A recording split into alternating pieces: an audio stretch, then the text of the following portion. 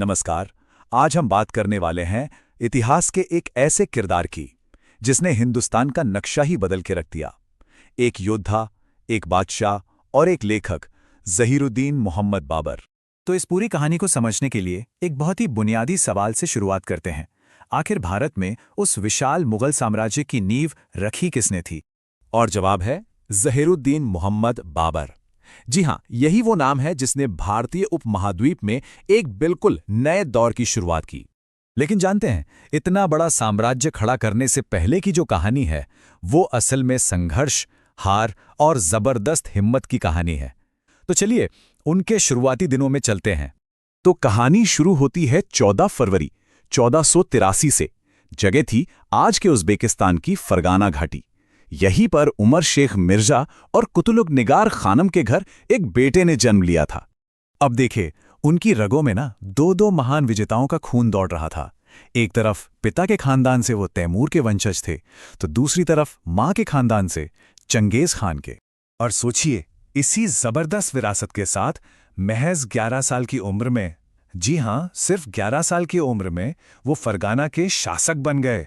मतलब एक बच्चा जिसके कंधों पर पूरे राज्य का बोझ आ गया था। पर राजा बनना कोई फूलों की सेज तो थी नहीं। उनकी जिंदगी लगातार लड़ाइयों और मुश्किलों से भरी हुई थी। खास तौर पर अपने पुरखों के शहर समरकंद को जीतने की उनकी कोशिशें बार बार नाकाम हो रही थीं। तो जब मध्य एशिया में बार बार नाकामी हाथ लगी, तो बाबर ने अपना प्लान बदला और यहीं से उनकी कहानी एक नया मोड़ लेती है। काबुल में एक नए राज की शुरुआत। समरकंद को हाथ से जाते देख बाबर ने अपनी नजरें कहीं और टिकाईं और फिर साल आया 1504, जब उन्होंने काबुल पर कब्जा कर लिया। ये उनकी जिंदगी का एक बहुत बड़ा टर्निंग पॉइंट था। यहीं पर उन्होंने खुद को पादशाह यानी सम्राट का खिताब दिया और भारत को जीतने के अपने सपनों के लिए एक मजबूत बेस तैयार किया। अब काबुल में अपनी पकड़ मजबूत हो चुकी थी, तो बाबर की नजरें एक बहुत बड़े इनाम पर थी। और अब हम पहुंचते हैं उनकी कहानी के सबसे अहम हिस्से पर, भारत की फतह। पर यह कोई रातों रात मिली जीत नहीं थी। 1519 से 1526 के बीच बाबर ने भारत पर एक नहीं, दो नहीं, बल्कि पूरे 5 बार हमले किए। इससे उनकी जिद और लगन का अंदाजा लगाया जा सकता है। और फिर वो दिन आया जिसने हिंदुस्तान का इतिहास ही बदल दिया। 21 अप्रैल 1526, पानीपत की पहली लड़ाई। यहां एक तरफ थी इब्राहिम लोधी की विशाल सेना और दूसरी तरफ बाबर की मुट्ठी भर फौज।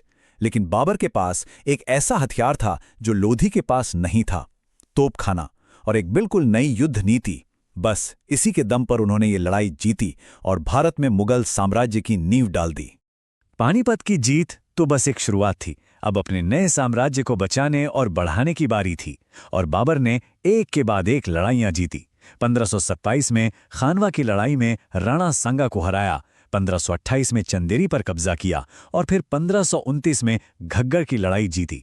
इन जीतों ने उत्तर भारत पर मुगलों की पकड़ को चट्टान की तरह मजबूत कर दिया। लेकिन बाबर को सिर्फ एक लड़ाकू योद्धा समझना, ये उनके साथ नाइंसाफी होगी। चलिए अब जरा लड़ाई के मैदान से दूर चलते हैं और बादशाह की शख्सियत के दूसरे पहलुओं को देखते हैं। देखिए, वो एक जबरदस्त योद्धा तो थे ही, इसमें कोई शक नहीं। लेकिन इसके साथ साथ वो कुदरत से बेहद प्यार करते थे। एक कमाल के शायर थे और एक बहुत ही बारीक नजर वाले लेखक भी थे। ऐसा कॉम्बिनेशन बहुत कम देखने को मिलता है। और उनकी लिखाई का सबसे बड़ा सबूत है उनकी आत्मकथा बाबरनामा। इसे उन्होंने अपनी भाषा चगताई तुर्की में लिखा था। आज भी इसे दुनिया के बेहतरीन साहित्यिक कामों में गिना जाता है, जिसमें उस दौर की और उनकी जिंदगी की बहुत ही सच्ची तस्वीर मिलती है।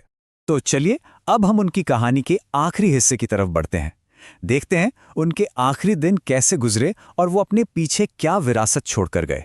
उनके बारे में एक बहुत ही भावुक किस्सा सुनाया जाता है। कहते हैं कि जब उनका बेटा हुमायूं बहुत ज्यादा बीमार पड़ गया, तो बाबर ने एक पिता के तौर पर दुआ मांगी कि मेरे बेटे की बीमारी मुझे लग जाए। और कहते हैं कि इसके बाद हुमायूं तो ठीक होने लगा, लेकिन बाबर की तबीयत बिगड़ती चली गई। और यहाँ एक बहुत ही हैरान करने वाली बात सामने आती है। बाबर की पूरी जिंदगी सिर्फ 47 साल की थी और जिस मुगल साम्राज्य की उन्होंने नींव रखी, उस पर वो महज 4 साल ही राज कर पाए। 26 दिसंबर 1530 को आगरा में उनकी मौत हो गई, लेकिन उनकी आखिरी ख्वाहिश थी कि उन्हें काबुल में दफनाया जाए। वही काबुल जिसे उन्होंने अपनी ताकत का केंद्र बनाया था, और ऐसा ही किया गया। तो आखिर में एक सवाल जरूर उठता है, बाबर की सबसे बड़ी देन क्या थी? वो साम्राज्य जो उन्होंने बनाया या फिर वो किताब जो उन्होंने लिखी? एक ने तो सदियों तक हिंदुस्तान पर राज किया, पर दूसरी आज भी दुनिया भर के लोगों को उस दौर की कहानी सुनाती है।